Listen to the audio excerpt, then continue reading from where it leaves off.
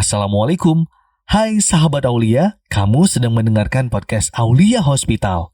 Nama podcast ini adalah Ada Cerita di Aulia. Di sini ada banyak cerita dari dokter, perawat, dan termasuk karyawan non-medis di Aulia Hospital. Unik, seru, dan pastinya tetap mengedukasi kamu. Jangan sampai ketinggalan di setiap episodenya.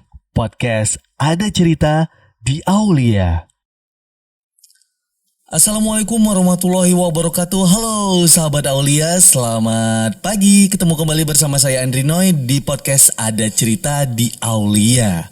Di episode kali ini sahabat Aulia, ini sedikit berbeda dengan kostumnya ya. Karena kita di bulan Ramadan, jadi ngebahas tentang yang mungkin yang tips-tips sedikit lah untuk di kesehatan di bulan Ramadan gitu sahabat Aulia. Dan seperti biasa, saya tidak sendirian sahabat Aulia. Kali ini saya bersama siapa ya kira-kira ya? Ini orangnya udah senyum-senyum nih dari tadi.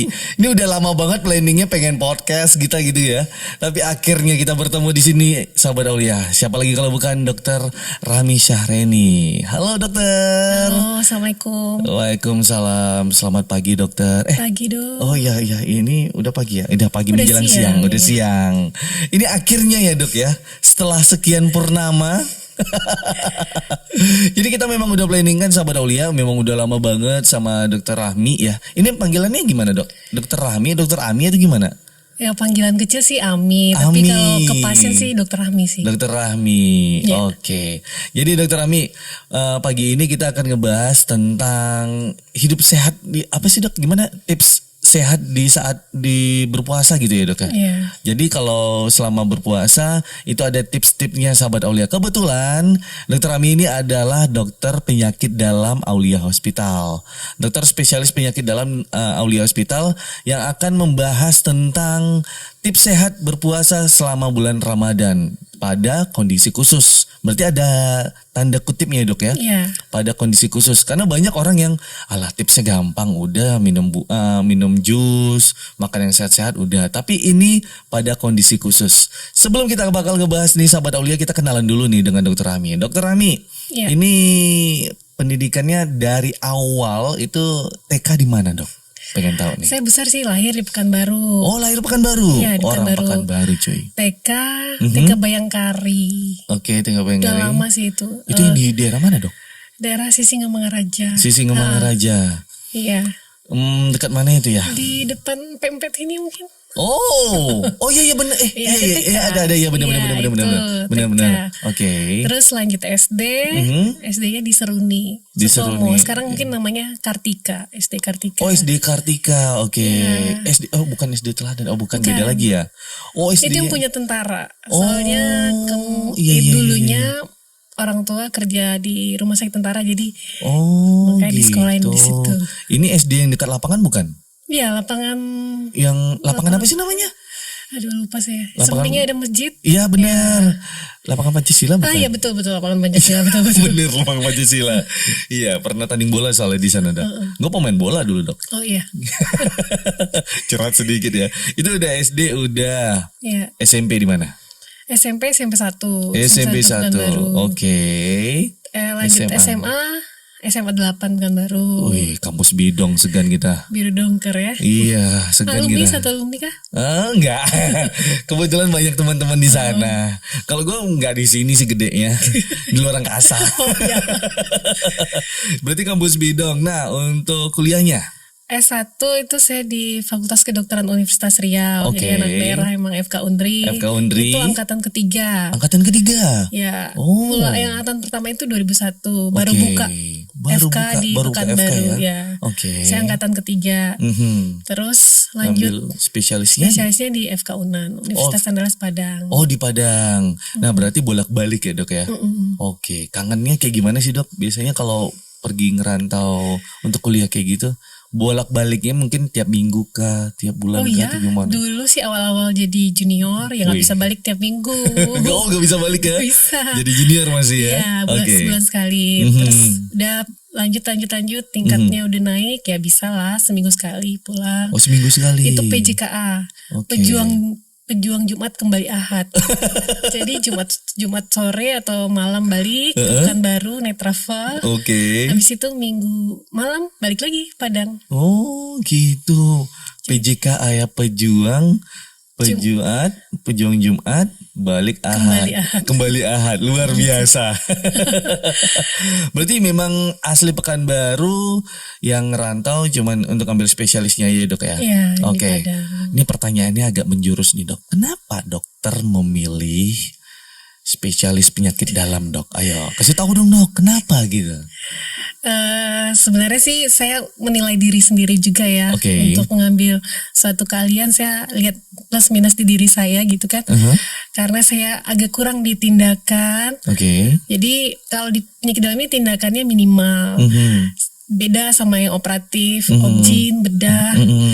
Dan saya waktu koas juga tertarik ke penyakit dalam. Dia berpikir komprehensif sih, nggak hanya dari satu organ, tapi dia menyeluruh ya. Satu organ mempengaruhi organ lainnya. Keahlian masing-masing sih. Ya. Ya, jadi saya lebih milih penyakit dalam. Setelah saya menjalani koas kan beberapa bagian, kayaknya fokus nih ke penyakit dalam. Ke penyakit dalam ya. Nah, apakah ada faktor tertentu nih dok dari orang tua? Kamu harus Ami, kamu harus ngambil penyakit dalam ya. Kamu jangan ngambil yang lain. Harus penyakit dalam yang kamu ambil gitu. Itu bagaimana itu dok? Ada nggak sih? Karena saya udah nikah, sebenarnya sih suami sih lebih pengen obgyn ya, karena ya lebih kontaknya nggak ada lawan jenis gitu. Berarti memang tidak ada faktor dari orang tua yang diharuskan itu atau dari teman-teman Cuma itu. memang dari ketertarikan saya sih. Apakah dari kecil emang cita-cita pengen jadi dokter? Oh iya, itu memang betul jadi dokter. Soalnya mama itu cuma bidan, jadi dia pengen anaknya lebih dari dia. Dari abang-abang nggak ada yang jadi dokter. Jadi pengen ada yang kesehatan. Nah memang dari kecil push untuk les apa semua untuk ya tujuannya jadi dokter. Jadi gitu. Dokter ya dok ya. Alhamdulillah sekarang tercapai. Dokter Rani jadi dokter spesialis penyakit dalam. Luar biasa sahabat Aulia. Jadi sekarang nih sahabat Aulia, kita bakal berbicara tentang tips sehat untuk berpuasa selama Ramadan. Ini mohon izin dok. Puasa? Alhamdulillah, insya Allah masih. Alhamdulillah masih ya. Memang sih tadi ada sedikit updatean sih. Gue tadi ada sedikit iseng update. Kebetulan itu ada updatean yang lama sih, foto makanan. Jadi isengin teman. Ternyata dibalesin banyak gitu sama dia. Puasa sehat puasa gitu. Iya sih, puasa biar sehat gitu ya. Memang banyak orang masyarakat itu bilang berpuasa itu bisa bikin sehat gitu. Terus juga ada yang bilang puasa enggak bikin sakit, dari mana gitu. Ada yang juga bilang kalau bikin sehat itu dari mana juga. Nah, kali ini kita akan ngebahas nih sahabat Aulia, berpuasa itu kondisi khusus ya dok ya. Pada orang kondisi khusus. Ini pada orang atau kondisi khususnya ini orangnya atau keadaannya itu gimana dok? Keadaannya. Keadaannya. Atau penyakit tertentu. Gitu. Nanti ada beberapa case yang perlu perhatian khusus apabila menjalani puasa. Dan ada mungkin bagian pasien atau kondisi yang dilarang untuk berpuasa malah gitu. Malah akan memperberat penyakitnya. Emang ada perubahan kondisi fisik gitu dok kalau misalnya kita berpuasa gitu? Oh pasti ada. Yang biasanya makan tiap bentar makan, nah sekarang makannya 2 kali. Intake masuk input cairan juga berkurang. Yang biasa kita tiap bentar haus bisa minum, sekarang kita berpuasa ya tidak minum. Ya resiko dehidrasi. Terus gula darah terutama juga bisa turun. Kan karena kita berpuasa intake makanan berkurang. Jadi bisa menurunkan kadar gula darah puasa dengan kondisi khusus. Nah itu pasien diabetes dengan pengobatan, nah itu harus diperhatikan. Terus dari segi fisiologis tadi sudah ya, fisiologis fungsi tubuh. Fisiologis sudah, kondisi tubuh. Biokimia itu gula darah. Darahnya tadi. Terus secara spiritual ya mungkin kita lebih berkurang rasa stresnya. Lebih sabar. Lebih sabar. Karena kita berpuasa kan tidak hanya menahan lapar dan dahaga ya. Iya. Tapi juga menahan amarah. Waduh. Gitu. Jadi harus sabar. Jadi harus sabar. tingkat kecemasan itu berkurang. Tingkat kecemasan sedikit berkurang. Stres berkurang, stres relaksasi. Berkurang. Tapi ada juga nih dok. Yeah. Dokter pernah gak sih lihat iklan? Iklannya itu dengan tagline itu, lu kalau lapar ngeselin ya gitu.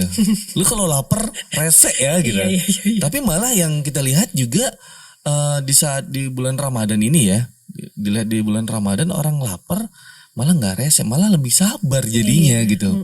Karena mereka juga belajar untuk menahan segalanya, amarahnya, hawa nafsu, apalagi lapar gitu ya dok ya.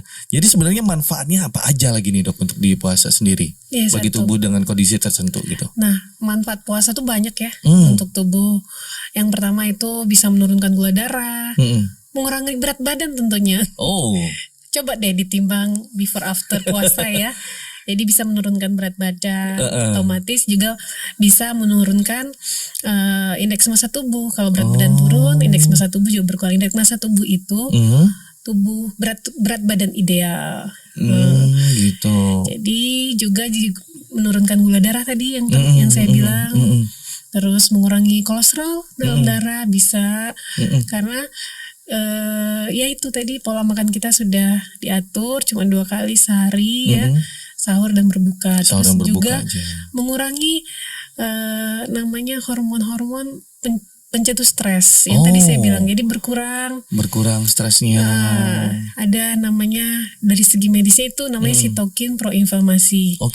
Jadi kalau stres itu meningkat sitokin proinflamasinya. Jadi kalau dengan kondisi kita rileks, sabar, stres berkurang itu berkurang. Kayak gitu sih. Lebih kurangnya. Nah, di situ tadi ada kecemasannya bakal berkurang ya dok ya. Kalau udah makin dekat Lebaran, THR belum keluar, apakah makin cemas lagi? Makin cemas lagi. Kebutuhan banyak ya. Kebutuhan banyak. Anak, ya kue. Iya. THR belum keluar nih sahabat Aulia. Gimana ceritanya nih? Masih awal juga, baru Ramadan ketiga. Iya, baru Ramadan ketiga. Jadi kalau kita kan itu makannya cuma 2 kali ya dok ya. Makannya cuma 2 kali. Nah ini ada sering kejadian dan gue juga keseringan nih dok. Jadi kayak salah makan. Jadi ya banyak lah timbul masalah gitu. Timbul masalah perut yang mungkin entah salah makan kepedesan atau pas lagi berbuka kayak makan yang terlalu dihajar semuanya gitu. Jadi masalah lainnya apa lagi nih dok yang sering timbul gitu? Iya, masalah-masalah yang lain mungkin muncul di puasa yaitu yang pertama lemes ya, itu karena biasa faktor gula darah yang menurun. Coba deh kalau kita lapar pasti lemes. Nah itu gula darah turun. Kemudian bisa sakit kepala juga efek gula darah yang turun bisa. Sakit kepala. Ini sakit kepalanya maksudnya gimana dok? Sakit kepala yang tidak tertahankan atau? Enggak sih, sakit kepala biasa aja. Kalau kadar gula darah turun juga bisa sakit kepala. Coba dikasih makan, hilang deh sakit kepala. Tapi gak boleh makan puasa. Iya gak boleh makan. Jangan. Tapi kalau misalnya cuma ngechat dia, kamu lagi ngapain gitu, itu sakit kepalanya udah hilang ya? Hilang lah, ngurangin stres. Iya sih, ngurangin stres. Ngurangin stres kayak gitu caranya Al. Terus sering sakit kepala soalnya. Iya. Banyak sih penyebabnya, salah satunya efek dari berpuasa karena gula darah yang turun. Gitu. Terus bisa sering sulit buang air besar karena konstipasi bahasa ininya. Sembelit. Nah, itu. Sembelit. Jadi faktor utamanya itu ya kurang cairan, kurang makan serat dan buah-buahan. Jadi menyebabkan sulit buang air besar itu karena faktor kurang cairan dan kurang makanan yang berserat. Berarti apa aja nih dok yang boleh di saat berpuasa pada kondisi tertentu itu yang bisa kita lakukan untuk olahraganya gitu? Bisa sepeda juga mungkin waktunya disesuaikan ya. Waktunya. Mau dekat berbuka bisa dilakukan atau pagi setelah sahur misalnya, tapi jangan yang berat-berat lah ya. Mungkin treadmill di rumah, jalan atau bersepeda menjelang berbuka ya. Nah itu kan olahraga aerobik ya, menggunakan oksigen. Nah jadi tidak ada pemecahan yang menghasilkan asam laktat gitu. Seperti itu. Berarti kalau kita udah udah olahraga nih ya sore ya. Terus kan waktu berbuka nih. Nah waktu berbukanya itu kita biasanya nih orang-orang itu langsung hajar teh manis. Kalau ini lagi udah langsung gorengan, pakai sambal banyak, yang pedas gitu. Iya. Nah ini sebenarnya seperti apa sih gitu? Ada nggak sih aturannya itu seperti apa di itu? Ya sebenarnya awal kita berbuka karena kita dalam kondisi dehidrasi, kurang cairan, minum dulu. Minum dulu. Minumnya air putih aja sih sebenarnya. Air putih aja. Pakai es nggak?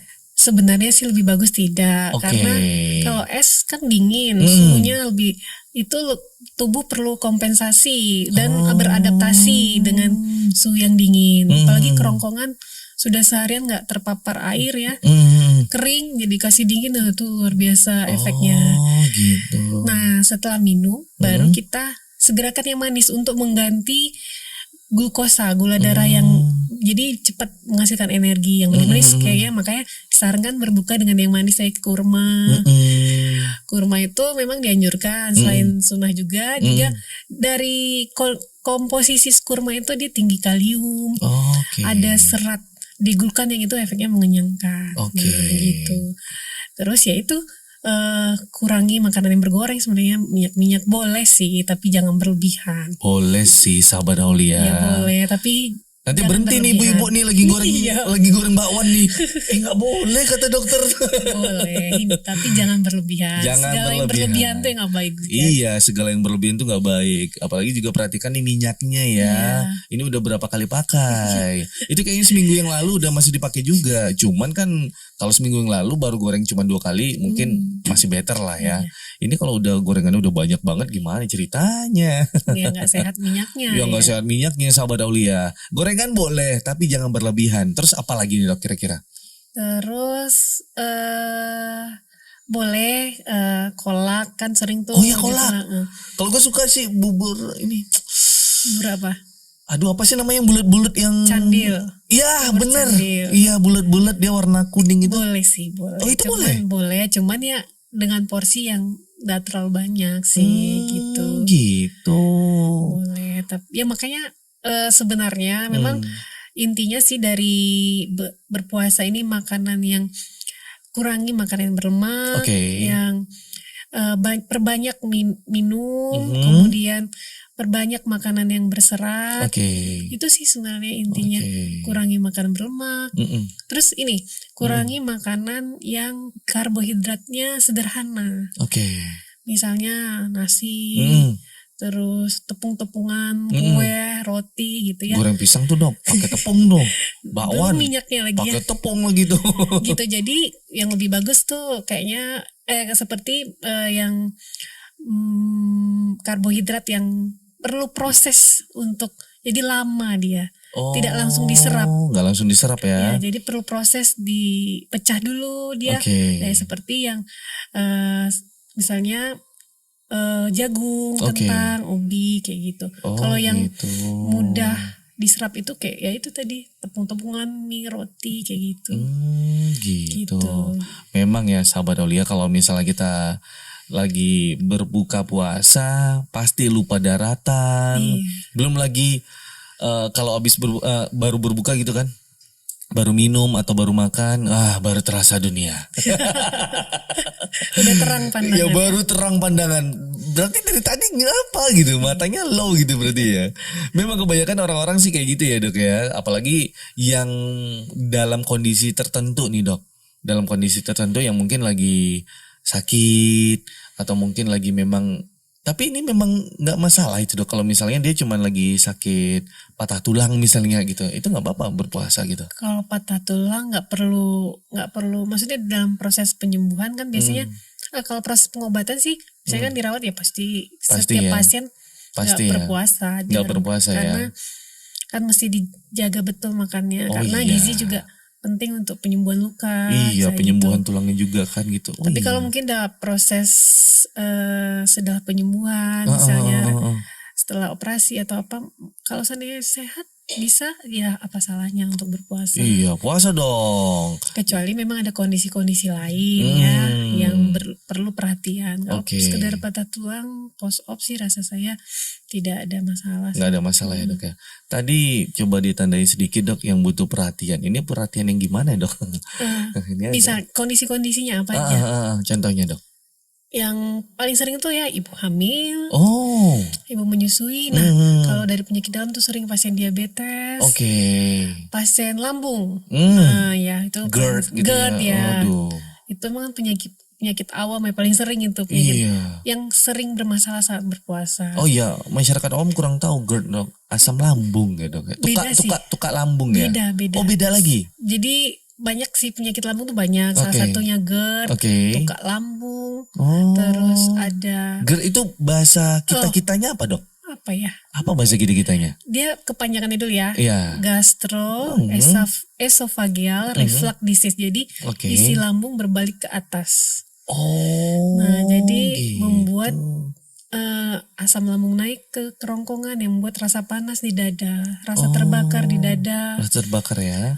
Terus ada rasa sudah melibatkan kadang mengiritasi daerah tenggorokan, bisa batuk, bisa perih di tenggorokan, rasa terbakar bisa. Oh gitu. Kalau Ini bahasa balik. kampungnya apa ya? Bahasa kampungnya apa ya? Apa bahasa kampungnya dok? Ya mungkin kan Iya. sahabat Aulia mungkin ada yang tahu ya sahabat Aulia. Mungkin bisa kasih tahu di komentar aja di bawah ya. Komentar aja di bawah kalau yang tahu itu bahasa kampungnya GERD itu apa. Tapi karena semua awam kan samain aja lambung iya, semua, padahal sebenarnya sambung. beda. Pernah beda-beda ya dok. Dispepsia itu gejala, kumpulan dari gejala. Oke. Nah, sebenarnya penyakit lambung ini harus dipastikan lagi. Oh, udah harus dipastikan lagi ya. Itu harus pemeriksaan sebenarnya. Apakah gitu. itu penyebab infeksi bakteri, ada tukak lambung. Terus bisa aja mungkin radangan lambung atau mungkin mukosa permukaan lambungnya itu biasa-biasa ya, tapi gejalanya luar biasa. Itu biasanya dari dispepsia namanya fungsional. Ya itu bisa dari pikiran juga penyebabnya gitu. Padahal setelah di endoskopi aman-aman aja. Gitu ya, betul ya, anxietas. Oke, itu mengerikan sih. Tapi kalau ngomongin tukak lambung kayaknya menarik deh dok. Di next podcast kita bahas tukak lambung. Oke. Lucu gak? Oke. Next podcast ya. Tapi ini kita lanjutin lagi nih dok. Kalau misalnya kita kan habis berbuka puasa, terus juga makan yang banyak-banyak nih. Jadi ada yang namanya keseringan terjadi apa sih namanya bahasa ininya apa sih ya? Kenyang air, apa kembung air gitu. Ya makanya memang waktu itu kan mau sholat maghrib, terus langsung digas sebelum sholat maghrib. Itu gimana itu? Ya sebenarnya kan diatur ya berapa gelasnya sebelum berbuka, minimal 1-2 gelas lah ya. Baru kita lanjut sholat maghrib, kemudian kita habis itu makan besar ya kan. Nah yang makan besar nih memang ya tadi intinya sama, hindari yang berlemak berlebih gitu. Banyak yang berserat sayur. Terutama yang berkuah sih, kita mengharapkan dari penggantian cairan dari sayurnya. Terus boleh nanti setelah tarawih boleh snack ya. Oh, setelah tarawih boleh snack ya. Tapi balik lagi dari yang berlebihan minyaknya. Ya, kan bakwan tadi masih sisa dok, sayang dong. Iya, jadi ya itu. Jadi minum juga. Minum juga. Jadi 1-2 gelas buka, habis itu makan, 1-2 gelas lagi, kemudian setelah tarawih lagi 1-2 gelas lagi, berarti total 6 gelas ya. 6 gelas kurang lebih. Iya kurang lebih. Iya. Makanya dijarakin jarak minumnya sih. Oh jarak minumnya di ini ya. Jangan terlalu buru pas berbuka, makanya kembung ya kan. Memang kadang agak ngegas gitu ya. Terus minum gitu ya dok ya. Oke, tapi kalau berbicara tentang setelah tarawih nih dok. Itu kan ada sedikit pernah kejadian nih dok. Pernah juga teman bilang jangan makan yang berat-berat nanti gak kebangun di saat ini sahur. Yang berat-berat mungkin kayak mie instan dicampur dengan daging, pokoknya yang berat-berat deh gitu. Akhirnya nanti ya sahur nggak kebangun. Tapi ada lagi yang versinya nggak kebangun, ya udah berarti kan udah sahur tadi malam gitu. Itu gimana dok? Itu gimana? Kalau dari seginya gini, kalau kita banyak konsumsi makanan, itu aliran darah lebih banyak ke saluran cerna. Jadi ke aliran darah ke otak berkurang, jadi efeknya ngantuk gitu. Oh gitu. Ya, jadi karena makanan banyak ya itu perlu aliran darahnya banyak ke arah saluran cerna untuk membantu metabolisme makanan tadi. Nah, sedangkan airan darah ke otak agak berkurang dibanding biasanya. Nah, itu yang buat ngantuk. Itu yang bikin ngantuk ya. Jadi sebenarnya seperti apa ini dok kalau untuk makan sahur ini? Aturannya? Ya, sebenarnya sahur misalnya kita disunahkan kan di akhir waktu ya kita sahur. Jadi ya misalnya imsak jam 5 ya setengah 5. Jadi di akhir waktu lah, jangan imsaknya jam 5 malah jam 3 bangun gitu ya kan. Jam 3 bangun masak dong. Masak. Iya. Masak dulu gua. Iya. Ayam dicari dulu di kebon gitu kan. Dipotong dulu gitu. Makanya bangun jam 3. Terus ini juga makanannya yang cukup energi karena kita persiapkan untuk 10 jam ke depan ya, 12 jam ke depan. Ya balik lagi prinsip tadi, makanan yang sehat saat berpuasa. Kurangi yang berlemak karena berlemak itu juga membuat mual ya. Terus kurangi yang asin-asin. Kurangi yang asin-asin karena yang asin itu akan, garam itu dia efeknya mengikat air, jadi perasaan haus. Coba deh makan keripik. Sering haus ya? Sering haus. Jadi hindari juga kopi saat sahur. Gak boleh minum kopi? Gak boleh. Nanti ngantuk lagi dok habis sahur dok. Gimana dong? Gini, karena komposisi kandungan dari kopi itu mengandung kafein. Yang efeknya membuat kita sering buang air kecil. Nah itu kan buat dehidrasi. Sedangkan kita gak bisa minum. Iya benar. Gak bisa minum saat berpuasa. Nah tambah minum kopi itu namanya diuretik kalau bahasa medisnya. Gitu. Kurangi. Jangan terlalu manis juga. Jangan terlalu manis, Karena manis, gula itu juga mengikat air. Mengikat air juga. Jadi sering pipis. Coba deh minum teh manis. Itu efek pipisnya lebih sering. Nah kayak gitu. Jadi kalau mau ya teh tawar. Tapi kalau memang ada lambung, ya hindari teh, kopi gitu. Kalau misalnya ada permasalahan dengan lambung ya dok ya. Berarti yang dihindarin teh, kopi. Ya makanan yang pedas-pedas, asam-asam. Tapi kalau bandel orangnya gimana dok? Ya sebenarnya sih, ya kalau enggak kita bantu dengan obat lagi ya. Tuh sahabat Aulia, udah dikasih tahu nih sama dokter Rami, kalau misalnya ada permasalahan dengan lambung, coba deh dihindarin tadi teh, kopi, dikurangi dulu ya dok ya. Pola makan memang dijaga, tapi kalau berpuasa ini kan agak susah kita menjaga pola makannya, cuma 2 kali. Biasanya pola makan pada pasien lambung biasanya porsi kecil sedikit-sedikit kayak gitu. Jadi dia lebih sering makan. Tapi emang kalau berpuasa kan kita nggak bisa sering-sering makan. Gitu. Itu sih. Gitu. Nah, berarti kalau kita udah dapat orang-orang yang nih misalnya bisa dibilang sih dok kayak yang ada tukar lambung, ada permasalahan dengan lambung gitu. Terus juga tadi ada ibu menyusui dan segala macam. Nah, pengen tahu nih dok, ini kelompok resiko yang gimana sih gitu, yang kalau misalnya itu tinggi gitu resikonya waktu berpuasa gitu dok? Ibu hamil kah? Ibu hamil, asal kondisi ibu dan janin dalam kondisi baik, nggak apa-apa berpuasa. Nggak masalah. Dipastikan sih. Diperiksakan, konsultasi dulu ke dokter kandungan. Kalau seandainya kondisi janinnya ibunya juga sehat, tidak ada masalah, ya silakan berpuasa. Tapi kalau dengan kondisi mabuk berat ya, HEG ya nggak mungkin berpuasa. Mabuk berat ya. Hamil muda terutama ya. Hamil muda. Enggak sih dok, baru 2 bulan sih soalnya. Hamil muda trimester awal itu 3 bulan ke bawah. 3 bulan ke bawah ya. Ini baru 2 bulan memang agak susah sih dia, tapi udah gue kasih tahu sih. Siapa? Istri. Selamat ya. Iya, alhamdulillah ini anak kedua sama Aulia. Puasa nggak? Enggak dok, itu mabuk berat dia. Iya, kalau mabuk berat ya. Kalau mau dibayangin kan kasih tahu nih dok. Kamu tahu nggak rasanya gimana kan gue nanya nih, emang gimana sih rasanya mah gitu. Kamu tahu nggak? Kayak pergi ke Sumbar pakai mobil isi full itu pengharumnya aroma jeruk semuanya gitu. Merek nggak usah disebutin ya. Merek nggak usah disebutin. Full jeruk semuanya. Kayak gitulah rasanya katanya. Oh my god, gue gak kebayang kayak gitu. Mabuk rasanya luar biasa. Oke dokter, berarti kelompok risiko yang tinggi nih dok kalau untuk berpuasa apa aja nih dok? Siapa aja nih? Terutama pasien diabetes yang gula darah sangat tidak terkontrol ya. Terus pasien gagal ginjal yang sudah menjalani cuci darah. Terus mungkin pasien gula darah yang mempunyai riwayat penurunan gula darah sampai nggak sadar, koma hipoglikemi namanya. Nah itu mungkin disarankan tidak berpuasa. Ya, dok, ya? Bisa, gula darah rendah bisa pasien nggak sadar. Mungkin pada pemakaian insulin, mungkin nggak patuh, nggak taat dengan dari anjuran dokter pemakaian insulin, tapi tidak makan, ya menyebabkan gula darah sangat rendah yang menyebabkan kehilangan kesadaran. Nah itu tidak dianjurkan untuk berpuasa. Gitu.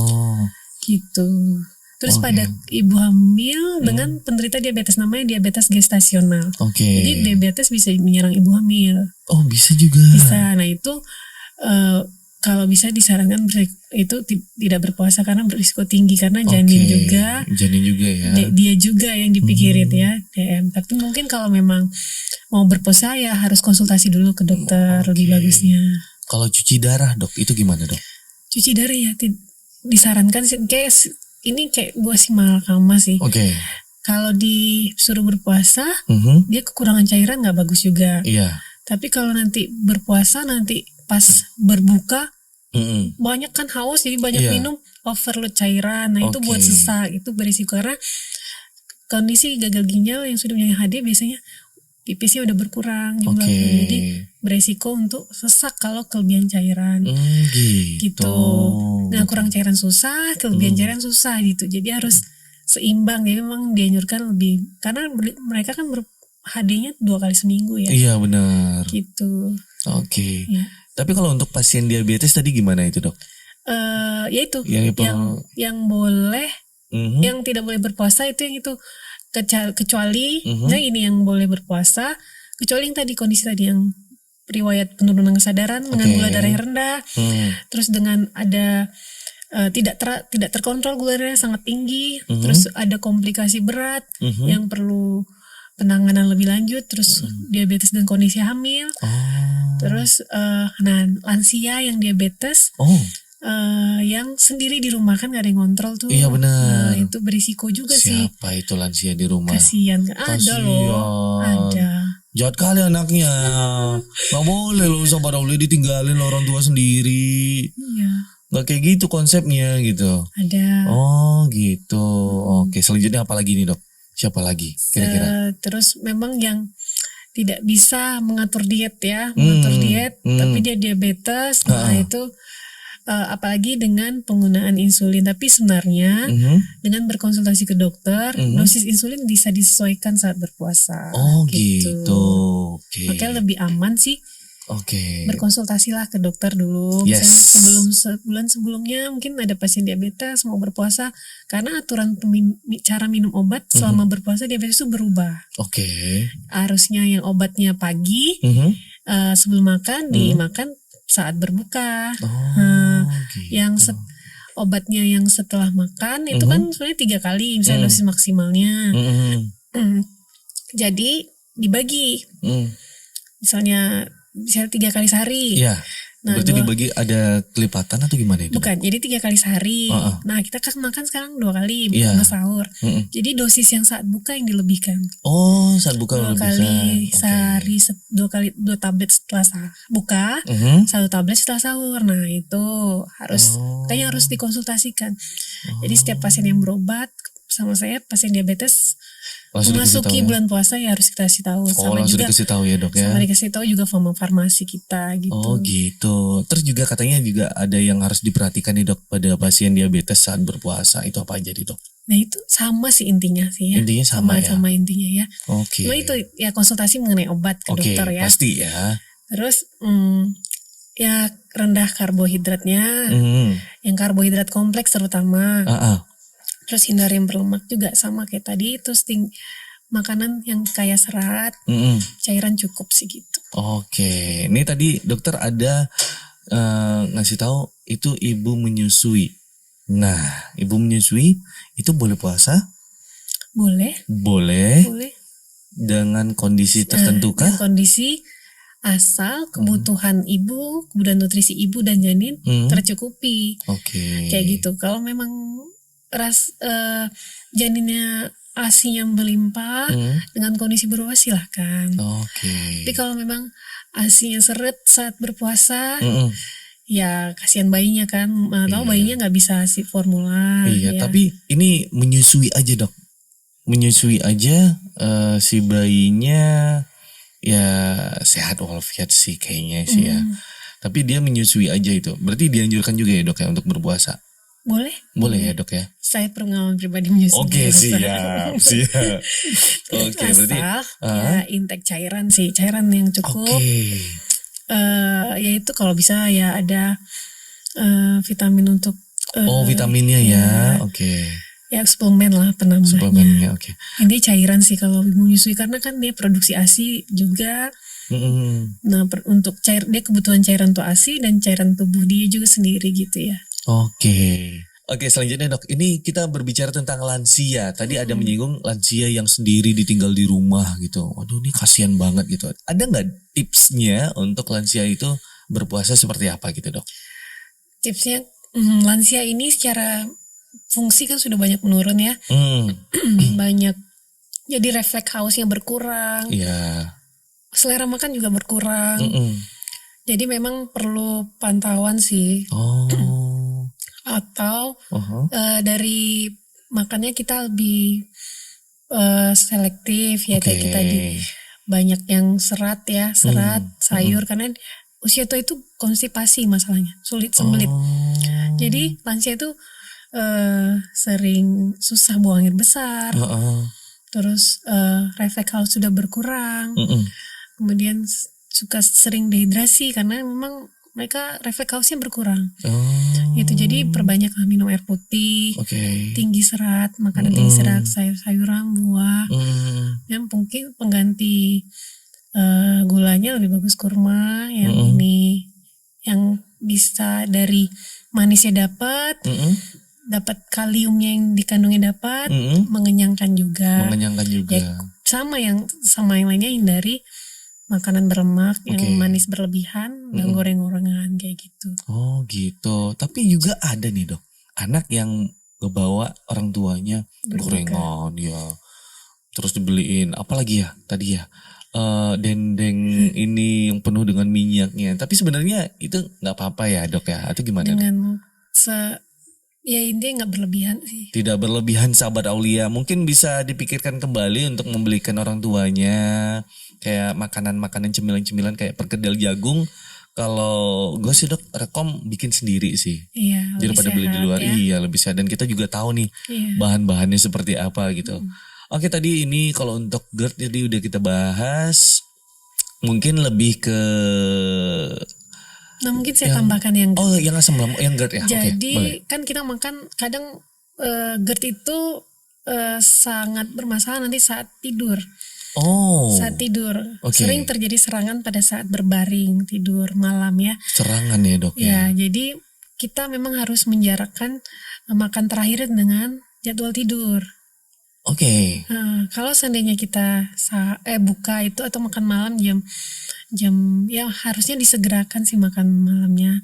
Karena waktu tidurnya itu maksudnya dijarain lebih 3 jam sebenarnya. Itu mengharapkan lambung kosong, pengosongan lambung itu 4-6 jam. Nah yang minimalnya 4 jam lah. Minimal 4 jam ya. Ya jadi karena itu akan beresiko reflux saat tidur, balik isi lambung ke atas. Ya karena posisi lambung dan kerongkongan itu sejajar. Iya. Kecuali kita duduk kan itu berbalik itu susah itu, kecuali klep ini udah bermasalah. Kalau GERD memang klep lambungnya bermasalah. Apalagi dalam kondisi tidur dengan posisi lambung sejajar sama kerongkongan, itu akan berisiko reflux isi lambung. Nah, itu sering. Nah itu harus diperhatikan betul saat berpuasa, jarak tidur terakhir dan jarak makan terakhir dan dengan tidur ya dok ya. Tidur. Misalnya kita habis berbuka itu sekitar jam 7 udah selesai nih, udah selesai makan. Nah waktu tidurnya berarti 3 jam setelah itu ya? 10 ya. 10 jam 11-an berarti ya? Atau bisa disiasati saat tidur agak ditinggikan bantalnya. Agak ditinggikan, Ya itu sih kalau kayaknya saya sendiri sih sebenarnya nggak tahu ya dok ya. Ini lagi penderita GERD atau seperti apa. Tapi jelas mengadaptasi makan malam itu 3 jam sebelum tidur. Iya betul berarti. Tapi bukan penderita GERD gitu. Tapi bukan penderita GERD. Tapi nggak tahu ya. Kalau dicek bisa nggak tahu nih. Iya, kalau dicek kita kan nggak tahu nih. Mungkin Noi lagi kamu itu salah satu penderita GERD gitu. Oh iya gitu. Tapi selama ini menerapin kayak 3 jam sebelum tidur itu baru makan malam. Malahan jam 6 udah makan lebih malam. bagus sih, lebih Jam bagus. 6. Ya kayak gitu sih dok. Tapi apakah GERD ini memang ada ciri-ciri khususnya atau gimana itu dok? Iya, Karena kalau anak zaman sekarang sih dokternya mau ke dokter ya itu kayak takut nanti makin parah nggak deh ketahuan semua gitu, penyakitnya ketahuan semua ntar bahaya gitu. Yang ada sekarang sih dokternya itu dokter Google. Iya betul, saya banyak punya pasien, mereka sudah searching, Iya. habis itu cuma sendiri. Iya, nggak tanya ke ahlinya. Iya. Bagus tanya ke ahlinya. Kalau ada keluhan ya silahkan tanya ke ahlinya. Iya, tanya ke ahlinya aja langsung. Kita udah detail banget loh jelasinnya ini. Ini sekalian nih gue konsultasi sekalian loh ini sahabat Aulia. Konsultasi sekalian loh gue ini. Berarti memang gak ada ciri khas khusus gitu dari GERD sendiri dok ya? GERD itu paling khas. Apakah orangnya kulitnya berwarna ini gitu? Itu yang spesifik gak ada ya dok ya? Enggak. Oh gitu. Cuman gejalanya khas itu heartburn namanya, nyeri di tengah dada. Makanya ulu hati gitu ya dok ya? dada. Di dada. Lebih ke dada, panas Lebih ke dada, di oke. dada, heartburn. Tapi kita harus hati-hati juga menyingkirkan dengan diagnosa jantung kayak gitu. Oh iya. Rasa panas juga di dada. Tapi kalau jantung kan sebelah kiri. Iya. Kalau GERD lebih ke tengah karena posisi kerongkongan itu di tengah. Oke. Gitu. Jadi sahabat Aulia, untuk yang sedang langganan dengan dokternya di searching di Google, coba deh dikurangin. Langsung ketemu dokter aslinya. Nih ketemu dokter Rahmi nih. Boleh, Bisa silakan. nih. Langsung silahkan loh. Langsung nih. Oke dokter, selanjutnya apa lagi nih? Mungkin kalau untuk ginjal tadi kita udah bahas ya dok ya. Ginjal tadi kita udah bahas. Dan kita sudah masuk di pertanyaan awam. Oke. Ini adalah pertanyaan-pertanyaan yang sudah dikumpulkan dari masyarakat bumi sih dok. Oke. Ini ada, jadi yang terpilih dari sekian miliar pertanyaan ini yang terpilih dok. Pertanyaan yang pertama, bagaimana cara menjaga keseimbangan nutrisi yang tepat selama berpuasa? Silahkan dokter Rahmi. Oke. Dari tadi kita udah bahas ya. Yes. Banyak. Yang penting prinsip keseimbangan nutrisinya. Ya tadi makanlah karbohidrat yang kompleks yang perlu proses untuk mencernanya. Jadi agak tahan lama dan tidak langsung diserap. Oke. Nah kemudian hindari konsumsi makanan berlemak yang goreng-goreng yang berlebihan. Boleh tapi jangan berlebihan. Terus bagusnya kita makan yang kaya serat, tinggi serat dan cukup air. Contohnya yang tinggi serat itu seperti apa dok? Sayur-sayuran, sayur-sayuran, buah-buahan, itu tinggi serat. Hmm. Kayak gitu. Jadi itu sih keseimbangan nutrisinya sama makan makanan yang harus dijaga selama berpuasa. Seimbang lah maksudnya. Jadi seimbang karbohidratnya, lemaknya, protein, serat gitu. Oh gitu. Vitaminnya. Cukup jelas sahabat Aulia. Kita lanjut untuk di pertanyaan kedua. Oke, di pertanyaan kedua. Apakah boleh mengkonsumsi suplemen atau vitamin selama berpuasa? Ini kayaknya pertanyaan gue deh nih. Boleh. Gimana dok? Boleh. Boleh? Oke. Cukup boleh sahabat Aulia. Selanjutnya, apakah bagaimana cara menghindari dehidrasi saat berpuasa? Nah, kebutuhan cairan kita kan minimal 2 liter per hari cairan. Nah, kita bagi-bagi tuh 2 liter itu saat berbuka, mungkin setelah sholat maghrib minum lagi, terus setelah makan, kemudian mungkin setelah sholat tarawih sebelum tidur minum lagi, terus saat sahur ya lebihkan karena terakhir kita minum kan di saat sahur, di sahur ya dok ya. Jadi, apalagi udah mau imsak ya. Iya, langsung buru-buru minum. Iya. Jadi emang harus minimal 2 liter. Minimal Berapa tuh 2 ya? liter ya. Berapa gelas ya? Kalau isi Botol gue mana botol? 2,5, 8 gelas. Kalau 8 gelas ya. airnya gelas 250 mili, 8 gelas kan? Oh 8 gelas, oke. Gelas di rumah gue bentuknya aneh-aneh soalnya. Oke, berarti cara menghindari dehidrasi kayak gitu. Nah, Tapi terus satu tambah tipsnya, ada tambah itu lagi? kurangi makanan yang asin, yang manis berlebihan, Oke. terus kopi yang buat efek sering buang air kecil. Oke. Nah itu jadi sudah minumnya kurang, ada efek ini sering buang air kecil itu kan buat dehidrasi. Minumnya sedikit, outputnya banyak, keluarnya banyak, jadi dehidrasi. Dehidrasi jadi ya dok ya? Ya kurangi berpanas-panasan, karena terpapar matahari kan penguapan. Iya, berkeringat berlebihan itu juga menyebabkan dehidrasi. Kalau ngomong dok? Juga sebenarnya. Gue penyiar nih soalnya nih. Penghasilan dari sana sahabat Aulia. Mohon maaf, ngomong terus nih, jawab terus nih. Aus bawaannya terus gimana? Nggak boleh ngomong dong jadinya. Boleh. Itu boleh ya dok ya. Itu Alia nggak boleh minum kopi. Bukan, dikurangi al. Kalau Alia dia anak ngopi dong, anak ngopi. Aduh hedon banget nih Alia, sumpah asli. Jika mana-mana dikit update, bang lagi di sini gitu. Waduh, updateannya di kopi gitu. Segan kita asli, segan kita. Oke, berikutnya pertanyaan yang keempat. Apa saja makanan sehat yang sebaiknya dikonsumsi saat sahur dan berbuka puasa? Itu tadi, ya. Yang tadi ini apa dok? Yang buah-buah ya, yang sahur ya? Sahur yang banyak ini yang serat ya? Serat, sayur yang ada kuahnya. Oke. Terus ya kurangin berlemak. Air cukup. Kalau berbuka tentu yang manis. Manis. Cuman yang jangan berlebihan. Jangan berlebihan ya. Cendol boleh ya dok ya. Jangan berlebihan ya. Terus kurma ya, jus buah boleh. Oke. Intinya yang cepat menggantikan menghasilkan energi. Karena itu sih. Oke, berarti udah cukup jelas sahabat Aulia. Itu udah ditandain ya tadi, cendol. Apa tadi namanya? Aduh ya Allah. Apa? Bubur candil. Bubur candil. Bubur candil boleh loh sahabat Aulia. Ingat, bubur candilnya boleh loh. Aman ya bubur candil ya dok ya. Oke, berikutnya. Apakah olahraga atau aktivitas fisik tetap dianjurkan saat berpuasa? Dianjurkan. Tetap dianjurkan. Tadi kita udah bahas di awal ya dok ya. Itu sangat dianjurkan ya dok ya. Karena kan untuk menjaga otot-otot juga. Tapi kalau nggak salah tadi nggak boleh sprint atau olahraga yang berat ya dok ya. Oke. Berikutnya. Bagaimana cara menjaga kesehatan gigi dan mulut? Kesehatan dan gigi dan mulut selama berpuasa. Karena ini aromanya aroma naga dok. Wah. Itu gimana? Ya gosok gigi ya. Gosok gigi. Pasti dong. Sebenarnya kalau intake kurang juga intake minum juga kurang, emang hawa nggak enak. Cuman memang pada pasien pada orang yang punya gigi berlubang itu dirawat segera.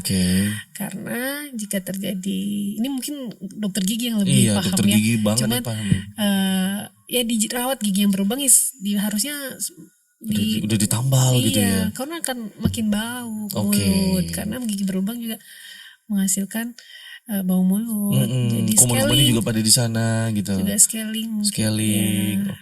Mungkin lebih konsultasi ke dokter gigi ya. Langsung ke dokter gigi. Dokter gigi kita ada dokter gigi Ayu, dokter gigi Putri, Lukman, Bilham, Sartika. Tuh ada 5 tuh sahabat Aulia. Komplit di Aulia Hospital. Selanjutnya, apa saja manfaat puasa? Ini apa nih tulisannya? Untuk kesehatan tubuh secara umum. Bisa tadi mengurangi berat badan, terutama mengurangi gula darah, menurunkan gula darah, menurunkan kolesterol darah. Berarti kalau untuk orang yang pengen diet, bagus berpuasa. Iya. Tapi makannya gimana itu dok?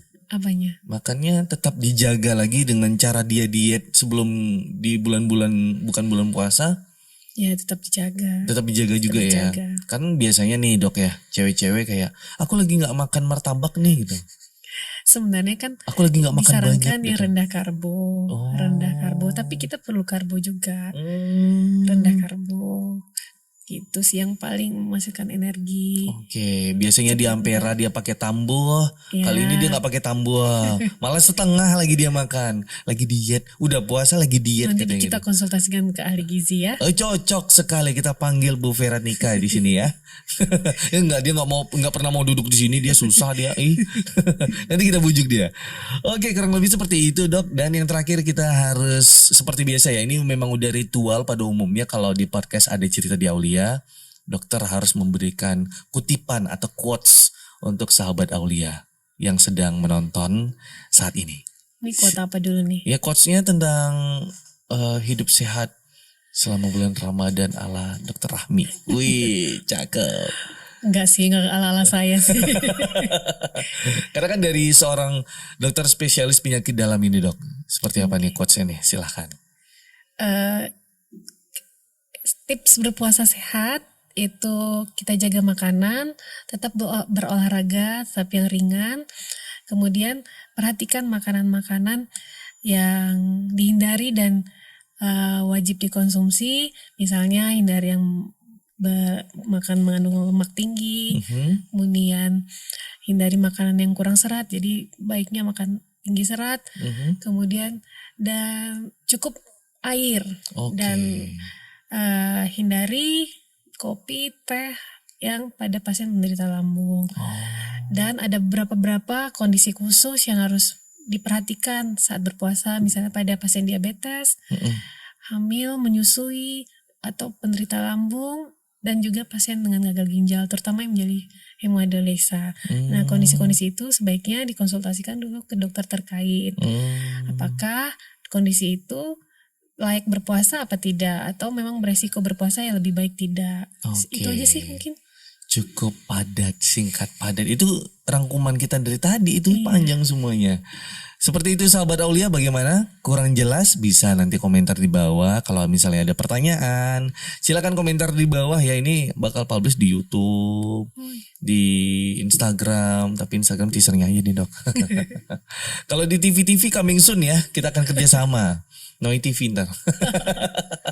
Terima kasih banyak Dokter Rahmi sudah mampir di sini. Waduh, akhirnya finally Dokter Rahmi kita bisa podcast bersama membahas tentang ya tips sehat selama bulan puasa ya dok ya. Terima kasih banyak untuk sahabat Aulia yang sudah menonton kali ini di podcast Ada Cerita di Aulia. Terima kasih banyak. Dan untuk sahabat Aulia yang ingin komentar tentang atau ingin bertanya bisa langsung di bawah ya. Bisa langsung di kolom komentar di bawah. Sampai ketemu di podcast Ada Cerita di Aulia berikutnya. Saya Andri Noy pamit. Wassalamualaikum warahmatullahi wabarakatuh. Waalaikumsalam.